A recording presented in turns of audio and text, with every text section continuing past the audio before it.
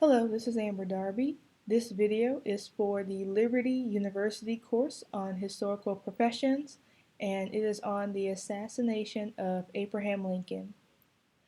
As the 16th President of the United States, Abraham Lincoln led the Union in the Civil War, and by April of 1865, that war was coming to an end with a Union victory. However, it ended in tragedy when actor John Wilkes Booth shot Abraham Lincoln at Ford's Theater on April 14, 1865. Being mortally wounded, Lincoln was carried to the Peterson House across the street, where he later died of his wounds. His death led to a worldwide mourning, specifically in the United States. Even the Southerners and those that did not like Lincoln mourned his death and celebrated his life. The first article that I analyzed was from the New York Times, The Murder of President Lincoln. In this article, as many others in the newspaper were at this point, this article talked about how the nation had been stirred with horror and agony right as there was about to be signs of peace, but it was stirred due to the assassination of Lincoln.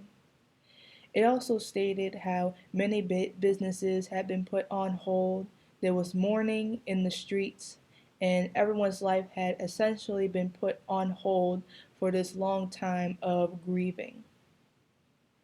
The second article was from the Sun newspaper called The Conspiracy Trials. At this time, the country was grieving over the loss of Lincoln. However, they were also angry and demanding justice. It was later found out that those responsible was John Wilkes Booth, who led a group of conspirators who had the goal to assassinate all members of the cabinet. The overall goal was to put the government of the Union in disarray, which would allow the Confederacy more time to regroup and eventually win the war. In this article, the remaining conspirators that were still alive were put on trial for the assassination. This included Mary Surratt, the first woman of the United States to be executed by the government.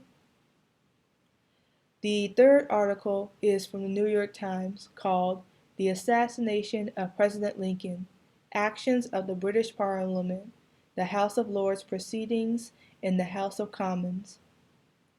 As stated earlier, Lincoln's death resulted in a worldwide mourning. In this article, Earl Russell requested that members of the House of Lords pray with the Queen of England and express their grievances of the assassination with her. It also stated that the Queen wrote a private letter to Mrs. Lincoln with expressions of sympathy, as she too lost her husband. Thank you.